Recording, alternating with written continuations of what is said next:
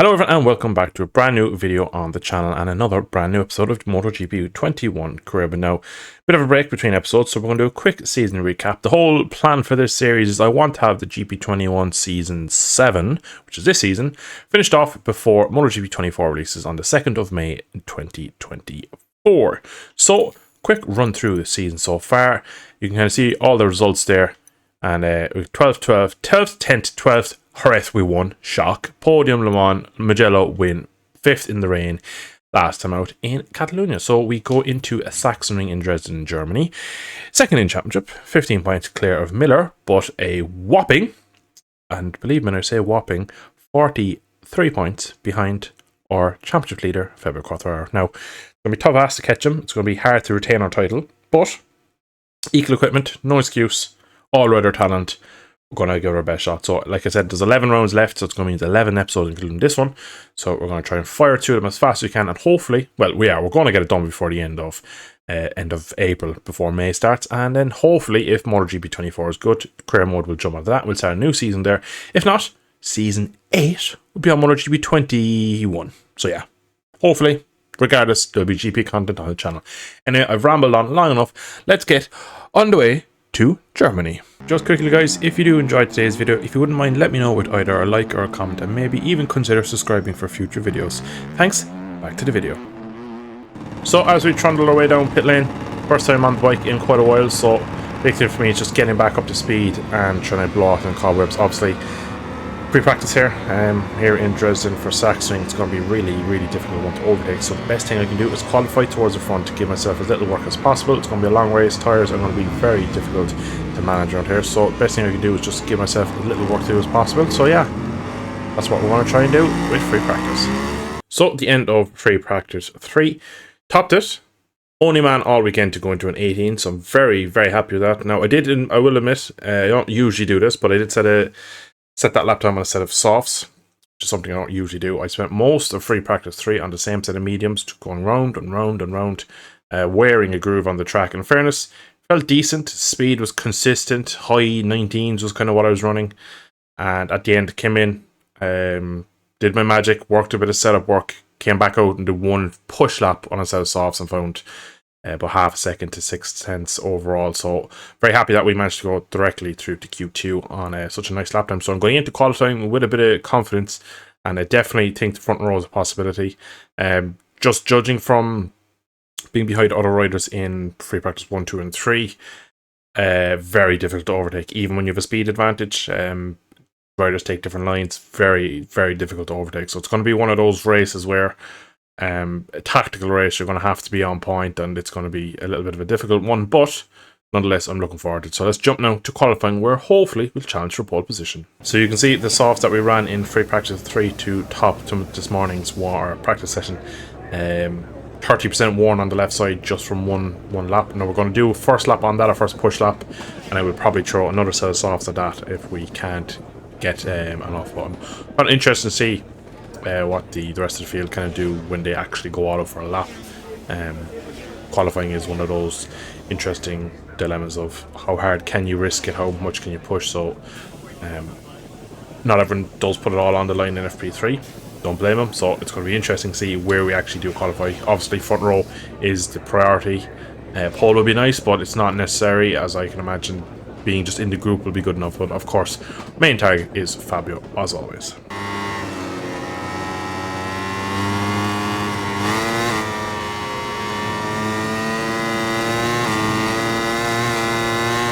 So our first lap put us 18.8, about 10.5 quicker than we went this morning at FP3.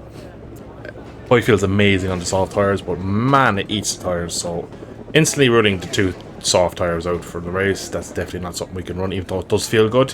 By the time you get to Saxon Curve and get down the waterfall and stuff, it's a bit crazy. It's kind of a bit on the limit. It's already overheating and moving around, so it's going to be difficult to run anything really too soft. You can see a lot of times even coming in here and qualifying on medium, so just showing. But early here we have a nice advantage over LA, so I'm kind of just going to sit in the pit. Might go for another run with 2 or 3 minutes to go, just see can we improve on a fresh set. But at the moment it looks like we have maybe a small bit on the 1 lap speed over the rest of the field. So we end up not going back out. You can see Elate on the Aprilia P2 and Zarco in P3. So a bit of a kind of a mixed up grid. Top KTM, Miguel Oliveira and Factory Ducati's 5th and 8th. And my two teammates, 6th and 7th. Third row for Fabio. Only 0.4 off. Doesn't look as bad when you look how far off he is, but such a short lap as this, that's quite a bit of margin. And as well, down on the third row, it's going to be a difficult task. And again, it's going to be difficult to overtake. So I'm hoping really, for my own sake, that I can kind of get the start that I need. I'm basically just trying to dictate the race pace, manage my tyres, and hopefully bring home for the W. So that's going to be the goal. We need to start taking points off Fabio immediately. So let's try and start here in Dresden. So we're going to pretty much play it safe. Recommended really from the engineer is medium. Probably the best really to go without. Considering trying a hard front, haven't tried it all weekend, it would be a massive gamble considering on pole position, and we look to have decent rhythm and race pace, but we're going to play it safe. I think sometimes earlier in the season I might have gambled thinking that the hard would work, and it just doesn't work the way I want it. So we're going to kind of keep ourselves in line with everyone else and go to mediums and hope really that again lap 1 is good to us.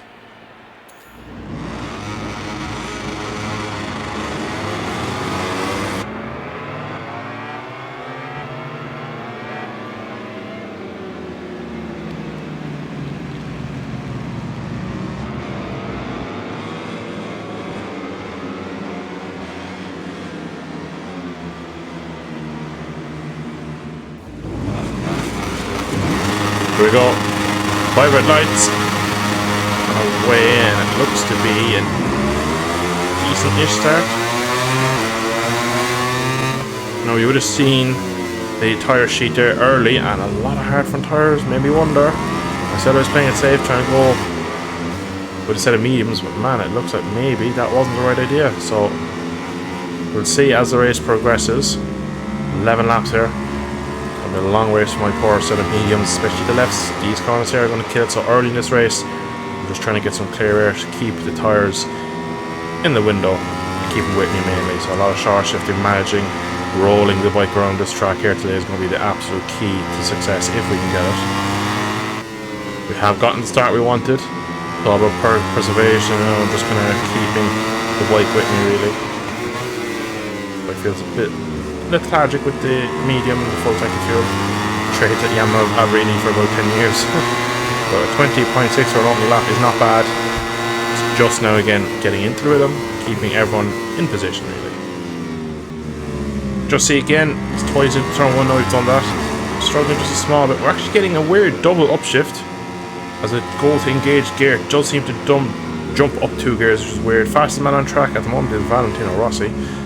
So interesting from Valentino down P8. We are not a million miles off in terms of speed, but again I'm not really pushing. I can see already does a fair bit of wear to get some spin already through the long left. Turn 6 and 7 is going to be killer for my tyres here. We're really early on just kind of waiting for these corners to be over. I can already tell by the tyre graphic we're going to be out of tyre well before the end of this race. Now I knew that from practice, but still almost equal Valentino's fast lap in 19.2 is absolutely ridiculous. It's not far off of like quarter hours in qualifying we're doing here.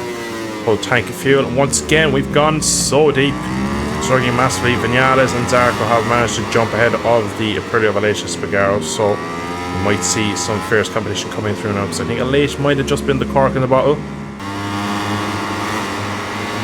Oh, Vinales, what a dive bomb that is. Cannot believe it. What a move that was out of nowhere. Threw it up the inside at the top of the waterfall. Volman curve to be exact. Man, that was such an un-Maverick Vinales move. I caught, literally was left nowhere to go, run straight into the side of me, and it's given Johan Zarco the lead on the Pamic Ducati. You can see left side of my tyre is wearing, and not only that, when I'm at full lean on the left side, he's got a big stop into turn 1. I put it down. This time we actually get the bike stop. We actually have gone around the outside exactly in doing. But you watch the left side of my tyre at lean, just gets a little bit hot, which is adding to the wear. So maybe the riders on the hard front and even hard rear might start to come towards me and towards the latter part of the race. But that was a very silly move from Maverick in my opinion. Wonder what the stewards will have to say about that after the race, but he has taken himself out of the race. And again, I think he's kind of unleashed people from behind him, because I think he was catching me, obviously, for the fact he went for that overtake, but it's very interesting to see that he went for it so early when, realistically, he still has more than half the race to go for it.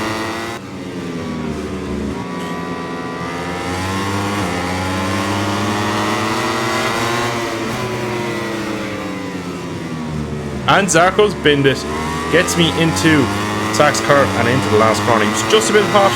Felt like he was just maybe over the limits to try and stay with that sort of speed. And he has bit the dusty Frenchman, not having much success here in Germany. And look, he's made his way up into P3 thanks to everyone else basically throwing the bikes at me. So late looks like maybe that Aprilia still isn't too friendly on its tyres, especially at a really heavy track tyre wear combination like this place on a MotoGP bike. So not surprising, see it pretty has dropped back. We have our own experiences as we get our first warning for track limits. Obviously a couple more before we get a long lap, but still a bit unnecessary. Just gonna losing a small bit of focus here now. Gale in P2 and KTM, I'm not really sure his speed. That miss apexes now, but he's getting a bit wondrous on these tyres. Last lap of the race for me, and then instantly clipped by Jack in P4 on the factory Duke, and again into turn 1. Completely blown out, giving a massive bit of time back to my rivals behind. And looks like the three behind me are in close quarters battles themselves, so maybe some overtakes from them, and maybe a bit of a chance for me to maybe hit the hammer down in maybe 2 or 3 laps if it stays like this. Here, that KTM's getting closer. See it just starting to slide away from me now. This M1 just starting to protest reading these lefts, and a German track like this, very heavy on the left side of the tyre. So he's just there. Thankfully Miller's maybe just done me a massive favour, taking a couple of points off of Fabio, because you know for a fact at some point in the season Fabio's going to turn up some racing, he's going to absolutely blow me away, so I need to be absolutely inch perfect everywhere I can be to take as much points off and to kind of give him a bit of a uncomfortable journey towards the title if he's going to take it off me.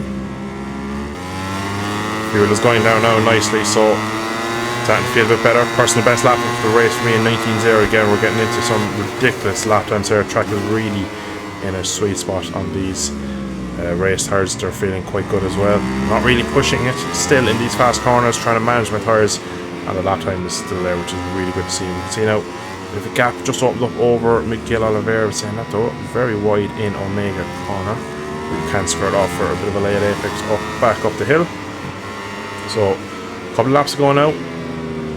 Maybe just hard to see the finish line, so we just need to maybe manage for this lap, and then probably the last 2 laps we can probably give it hell through this long left there, maybe just get ourselves a bit more breathing space. We need to get that gap really to a second to be comfortable. Not our personal best, almost equal my lap time, but nonetheless, small improvement. It's good the fact that we're keeping our pace so consistent. One thing we're keeping very consistent is not making the apex of turn 1 very cleanly. I know we're kind of pulling it back to the late one, but it's like to be a bit tighter through the rest of the corner. But it's up to 1.1 down to Miller. Rossi is on the back wheel of Fabio. Maybe the 9 times world champion could do us a favour, take another bunch of points off Fabio. But right now, if we could take it like this, first and fourth for me and Fabio would be a nice swing of points my way. If I keep it, you can see they're starting to give it a bit of torch now. It's left side of the tyre. I need to be careful though, because I still have a couple of laps to go.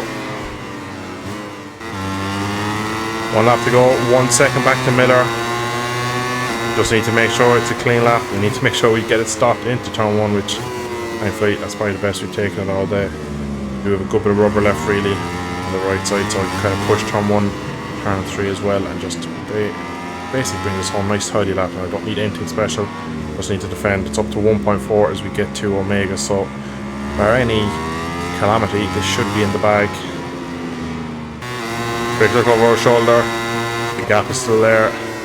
Doesn't look like Rossi's going to be able to do anything behind Fabio, unfortunately for me, so it's going to be probably a first and fourth rather, unless Rossi tries something a bit questionable at the last corner. He's done it before.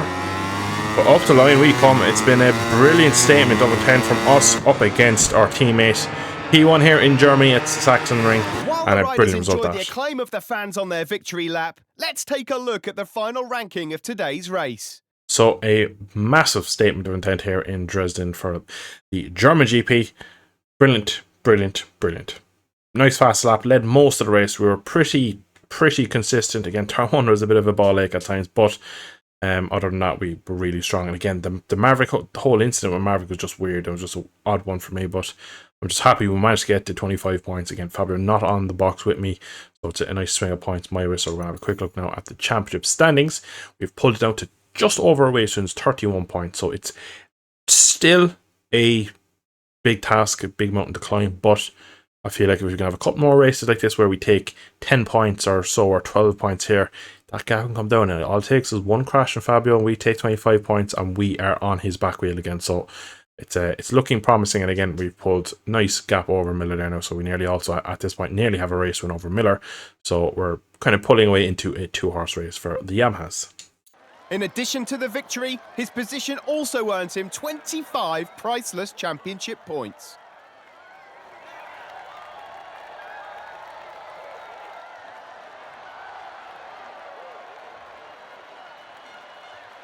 So a perfect day here in Germany for me. It is a brilliant result, and again, we're off to one of the best tracks in the world now, the TT at Assen, for a going to be a barnstorm really between me and Fabio, because it's a great track for the M1. Fabio's strong here, I'm going to be strong there, so it's going to be a real clash of the titans in Assen when we get there next week. So I'm really looking forward to the next episode already, and hopefully we can take the form from today from Germany and bring it into the Netherlands. But I'm going to leave it there. Hope you have enjoyed. If you did, drop a like, comment, subscribe, all that good stuff, and I'll just catch you in a future video for some more MotoGP 21. Thank you for tuning in. See you in the next one. Slán go fóill.